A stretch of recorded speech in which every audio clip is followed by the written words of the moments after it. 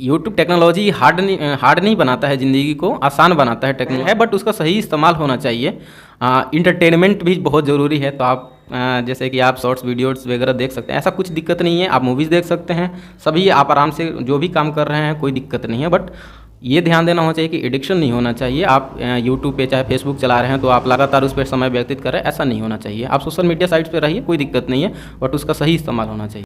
Self study कितना important है sir? बहुत ज़रूरी है। आप कोचिंग संस्थान में जब भी जाइएगा, कोचिंग संस्थान आपको इतना ही बता सकते हैं जो आपको अच्छा लगेगा, क्योंकि वो क्रीम चीज़ें देते हैं, आपको अच्छे गहराई से नहीं बता पाएंगे, क्योंकि उनके पास बहुत सारे बच्चे होते हैं और कम समय में सबको पूरा करना होता है, तो उनके पास उतना प्रॉपर टाइम नहीं हो पाता है। इसीलिए उसको अगर गहराई से पढ़ाई करना चाहते हैं तो आपको सेल्फ स्टडी बहुत ज़रूरी है, और सेल्फ स्टडी आप घर पे आकर कीजिए, बहुत ज़रूरी है ये। सर आप कितने घंटे पढ़ते थे? वही 8 से 10 घंटे में पढ़ाई, वर्तमान में भी मैं 8 घंटे टाइम निकाल लेता हूँ। बिहार एसआई में होने के बावजूद भी मैं टाइम निकालता हूँ अपना पढ़ाई, तो उतना 8 घंटे नहीं मिल पाता है, फिर भी 4-5 घंटे मिल जाता है, तो मैं उसमें अपना समय व्यतीत करता हूँ। डेली मैनेज हो जाता है? जी हाँ, 4 घंटे मैं मैनेज करता हूँ कैसे भी करके। तो सर पीटी में आपका कितना नंबर था? बिहार एसआई की बात कर रहे हैं? बिहार एसआई में मेरा 156 मार्क्स था जी। जैसे सर जिनका अभी पीटी होगा तो बच्चे के लिए क्या करना चाहिए, कितना सेफ स्कोर रहे जो वो मेंस का तैयारी करना स्टार्ट कर दे? जैसे देखा जाए तो मैं 2213 की प्रॉपर अभी बात करूं तो शायद मेरे ख्याल से 122 के आसपास में जनरल का कट ऑफ गया था, बट मेरा मानना है कि अगर आप 130 के आसपास में सेफ स्कोर है और इससे आगे आप मेंस की तैयारी कर सकते हैं। हाँ, एक चीज़ और यहाँ पे मैं मेंशन कर देना चाहता हूँ कि 2213 एक ऐसा एग्ज़ाम रहा है जिसका मेंस का क्वेश्चन, प्रीलिम्स का क्वेश्चन स्पेशली मेंस के क्वेश्चन से मुझे हार्ड लगा था, बट उसमें भी मेरे स्कोर अच्छे आए थे। 156 नंबर था, मैंने एक्सपेक्ट नहीं किया था कि बट इतना आएगा, बट अच्छा चला गया था। इवन मैं इतना डर रहा था कि घर पे आने के बाद मैंने मिलाया नहीं कि मेरे कितने सही हो रहे थे। मैंने तैयारी अपना जारी रखा था मेंस का तैयारी। तो अगर आपके 130 के आसपास में बन रहे हैं तो आप मेंस की तैयारी में लग जाइए। मेंस के लिए क्या क्या प्लान होनी चाहिए? मेंस के लिए जो प्रीलिम्स का तैयारी किए हैं उसी को एडवांस मॉडिफाई फॉर्म है मेंस। उसमें आप मेंस को एक चीज़ होता है कि मेंस आपको प्लान्ड स्टडी बताता है कि आपने कितना गहराई से अध्ययन किया है। प्रीलिम्स में कुछ भी क्वेश्चन पूछे जा रहे हैं आजकल, जो 2213 में ही देखा गया था, ऐसे ऐसे क्वेश्चन स्ट्रक्चर्ड क्वेश्चन बोलते हैं उसको, बनाया गया था। तो उस क्वेश्चन से डील नहीं कीजिए तो अच्छा है सारा क्वेश्चन। फिर भी अगर मान लीजिए बिहार एसआई की बात करें तो उसमें 10 में 1 निगेटिव है, तो आप पूरा क्वेश्चन अटैम्प्ट लीजिए, कोई दिक्कत नहीं होने वाला है। और मेंस में आप वही जो पुरानी चीज़ें पढ़े हैं उसको ज़्यादा ध्यान दीजिए। और मेंस में एक चीज़ आपको बढ़ाना होगा, मेंस में करंट अफेयर्स के क्वेश्चन नहीं आते हैं, तो करंट अफेयर्स पे ज़्यादा ध्यान मत दीजिए। कोई ज़रूरी नहीं है कि आप करंट अफेयर्स दीजिए। जी नहीं, करंट अफेयर्स का क्वेश्चन नहीं आता है तो उसमें जो बढ़ाया जाता है वो मैथमेटिक्स और रीजनिंग का क्वेश्चन बढ़ा दिए जाते हैं। 80 जनरल स्टडीज़ के क्वेश्चन होते हैं और 20 जो क्वेश्चन होते हैं वो मैथमेटिक्स और रीजनिंग के होते हैं। तो आप उस टाइम को ज़्यादा इधर दीजिए मैथमेटिक्स और रीजनिंग में, क्योंकि जो अगर आप सफल होते हैं तो उसमें आप ये मेरिट बनाने में मैथमेटिक्स और रीजनिंग निर्णायक भूमिका निभाता है। जी, बहुत ज़्यादा ज़रूरी है मैथ रीजनिंग पढ़ाई करना, और ये ज़्यादा हार्ड भी नहीं होते हैं। बहुत ईजिली तरीके से अगर आप दो घंटे डेली आप देते हैं तो मैथ रीजनिंग आराम से हो जाता है। मेंस के लिए कौन सी बुक फॉलो किए थे सर? मैं परीक्षा वाणी की बुक निरंतर रूप से फॉलो करता हूँ, चाहे आप प्री की पढ़े चाहे मेंस का पढ़े। घटना चक्र का बुक पढ़ता हूँ और प्रैक्टिस सेट बनाता हूँ। ये हमेशा आप काम कीजिए, प्री मेंस के लिए परीक्षा वाणी की किताब ही प्रेफर मैं कहूँगा कि वो आप कीजिए। सर सब कुछ हो जाने के बाद सर आपने फिजिकल का तैयारी किस तरह से किया?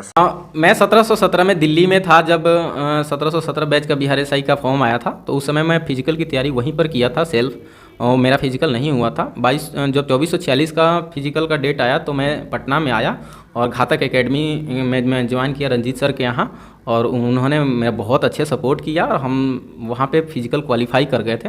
बट फाइनल मेरा जो मेरिट नहीं बन पाया था, उसके बावजूद भी मैं जो 2213 भी था उसमें भी मैं घातक एकेडमी में ही रहा और वहाँ से मैं फिर वापस सफल हुआ। सर पहले रनिंग करते थे या नहीं करते थे? नहीं, मैं बीटेक वाले स्टूडेंट हूँ, तो मैं सच बताऊँ तो हम लोगों का ऐसा कुछ होता नहीं है। खूब आराम से खाइए पीजिए, पढ़ाई कीजिए और सोइए, यही होता है। तो मैं फिजिकल में ज़्यादा उतना एक्टिविटी, हाँ, लेकिन मैं जो फिजिकल के अलावा आप योगा कर सकते हैं। मैंने योगा का हमेशा किया हूँ योगा, तो उससे आपका शरीर भी और माइंड भी जो होता है वो आपका अच्छा बैलेंस में रहता है।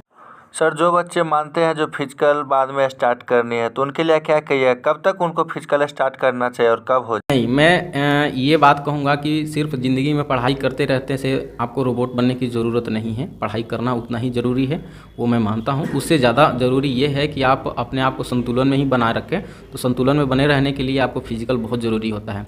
मान लीजिए आप 8 घंटे पढ़ाई करते हैं तो अपनी ज़िंदगी का एक अहम 24 घंटे में से आप 10 से 15 मिनट या 20 मिनट या आधे घंटे भी, कोई दिक्कत नहीं होने वाला है, आप ग्राउंड में बिताइए। ये नहीं कि आप आधे घंटे जो टाइम बिता रहे हैं उसमें गहन कसरत कर रहे हैं या गहन दौड़ रहे हैं, ऐसा कुछ नहीं करना है। आप जाइए आराम से 1 किलोमीटर 1.5 किलोमीटर आराम से धीरे धीरे भाग लीजिए।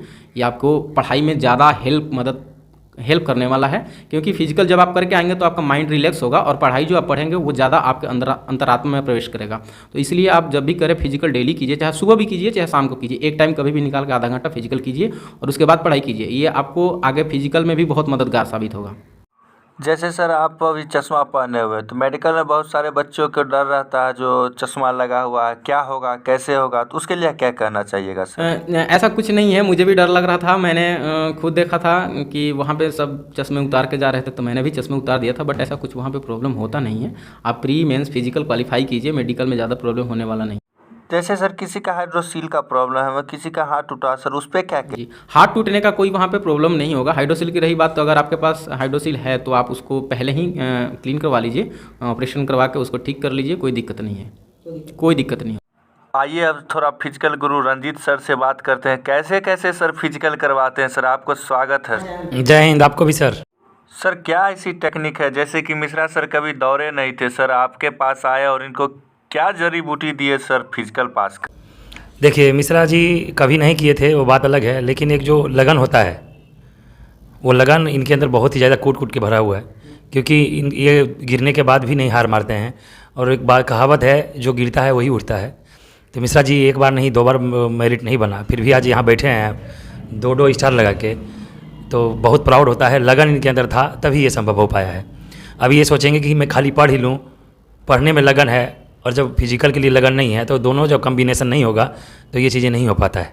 तो लगन जब ये फिजिकल में आए तो उनमें रुचि दिखाए, जिसका नतीजा है कि ये डबल स्टार लगा के बैठे हैं। और मैं प्राउड करता हूँ, मिश्रा जी हों चाहे मिश्रा जी के बहुत से साथी हैं, गिनती तो है ही नहीं, बहुत से साथी हैं घातक के जो कि इनके साथ मेहनत करके दरोगा बने हैं। और सबको मेरा आशीर्वाद रहता है कि जहाँ भी रहें अच्छे से रहें और तरक्की करते रहें।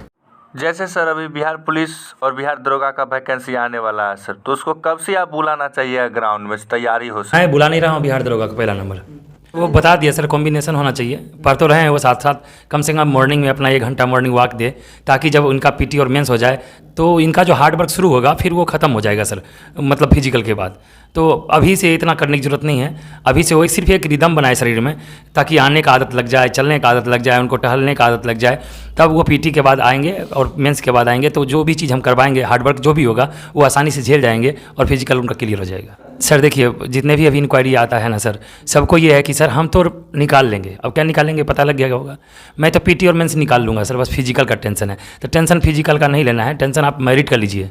पीटी निकालने का टेंशन नहीं है, मेंस निकालने का टेंशन नहीं है, लेकिन टेंशन इतना होना चाहिए कि मेरा मेरिट बन जाए, वो और टेंशन आप लीजिए। बाकी फिजिकल के लिए तो हम हैं, जब भी आइएगा हम तो शुरू ही कर देंगे और अच्छे से करवाएंगे। Thank you sir.